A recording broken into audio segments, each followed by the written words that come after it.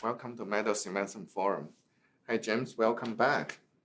Thank you. Thanks for having us. Always fun here. Yeah, last time I went to Guanajuato visiting your project was a very eye-opening experience. You just opened up the mill, you bought that penny on the dollar, Right. pennies on the dollar, and it was a brand new, almost brand new, very, very well-maintained mill. And later on, you recently announced to get quite a few mines from Great Panther before they went bankrupt. Perfect timing. Can you tell us about that?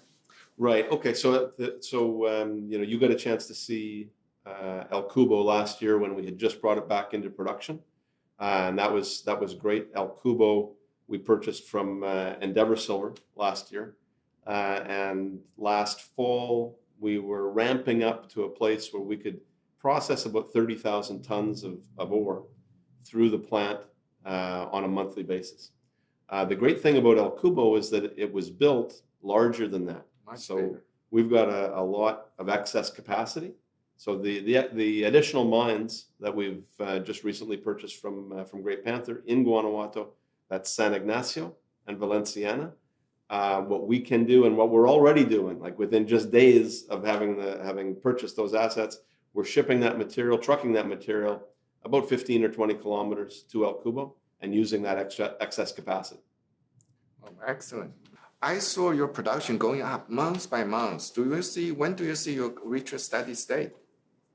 Well, that's a good question. I mean, the mines that we've purchased, the mines in Guanajuato and also the Topia mine in Durango, all of them have the ability to produce quite a bit more than what we're doing right now. I continue to talk about ramp up to the point where I think observers maybe are tired of hearing me say that, but I don't know of any other phrase to use. As you pointed out, we put out a news release, I don't know, a month ago maybe, showing that ramp up month over month. That's not going to stop anytime soon. The ability to be able to add to production from Topia and San Ignacio right away, that obviously moves the needle quite a bit. But moving forward, Chen, we can add production more from El Cubo, more from San Ignacio, more from Valenciana, which we have not started mining yet, and we can expand production at Topia. And we have an incremental capex to spend here, there, and everywhere in order to continue that ramp-up process. Oh, excellent. So last time you did a big raise. So how much cash you have right now? You think you have sufficient capital to reach that goal?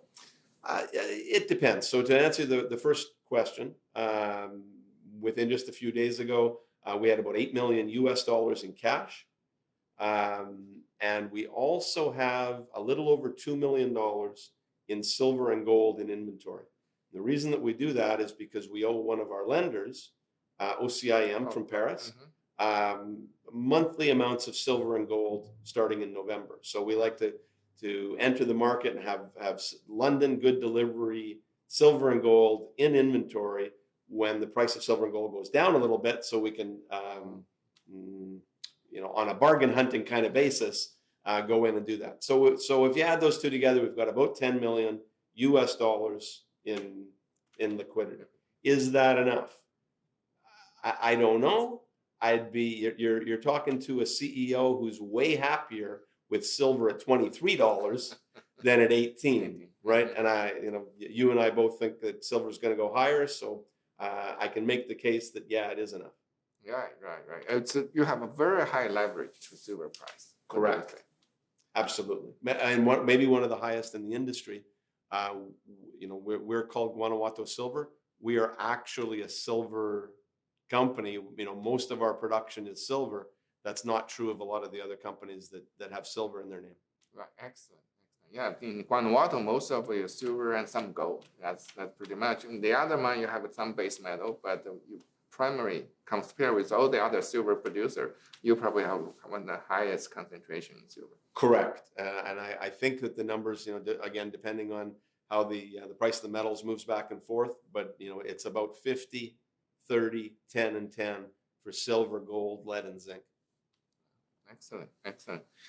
Going forward, what's your plan? Give us some grand vision. So what you want to you have the team who built the first Majestic. So what's your vision? You want to be the first Majestic, next first Majestic in Mexico only? The second Majestic? Yeah. That's Well, you coined that phrase, not me. I'm not going to take responsibility for that.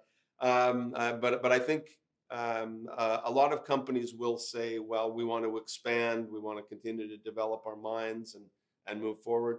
I think one thing that you can say about Guanajuato Silver is we've shown the market that we can do that. We've shown the market that we can buy assets at an excellent price.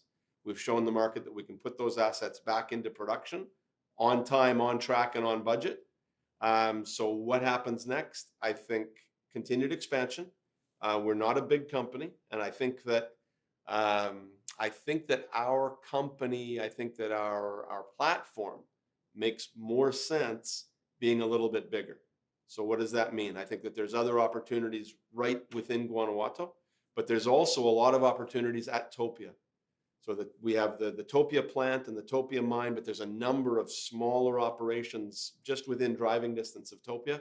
Ramon Davila, who's our president in charge of all Mexican operations. very impressive. Right, that's right, and was the economy minister for the state of Durango. Yeah. So he's convinced that we can expand the Topia operation to look more like Guanajuato in the future and have a real hub and spoke operation there. Good. So is your goal maybe getting to 10 million ounce, or give us some blue sky? So, well, that's our goal. How quickly that can happen, I think there's a lot of moving parts to that. I think that we'll be focused in so far as we want to be in Mexico. We don't want to be on a number of continents, and we don't want to be in a number of different countries. We want to be in Mexico and in certain states within Mexico, but within that, there's a lot of different opportunities. And certainly, like right now, I mean, there's a lot of things that are distressed. Yeah. So, we have to pick and choose about which other operations offer us the most synergy, which operations can we acquire at the best price, and which ones do we think that politically and just from a geographical perspective, which ones add the most to what we're doing right now. Yeah, you're in an enviable situation. You have the central processing facility, and within all the tracking distance, there's many mines, so you can potentially processing or take over, or do MMA or just processing the ore. That's right. So let's leave Topia alone for a minute. Let's just look at Guanajuato, because we've got on our presentation, we've got a nicer little map there. So there are other operations that are past producers that have resources available that can very quickly, like Guanajuato silver style quickly, be put back in production. Those are owned by really big companies and medium-sized companies, but there's also in the 450-year-old camp, like the only operations that we draw on the map are ones that are within other public companies. But there's other deposits, there's other opportunities, there's other old tailings facilities that are 200 years old, 100 years old, 50 years old, that are owned by Mexican families or small Mexican companies. Those are other things that we can put in production and bring back into production quickly with the production facilities that we already have in place. Great, excellent, James. So maybe you tell the audience what you want to be, your company, 1 year from now. 1 year from now. Well, 1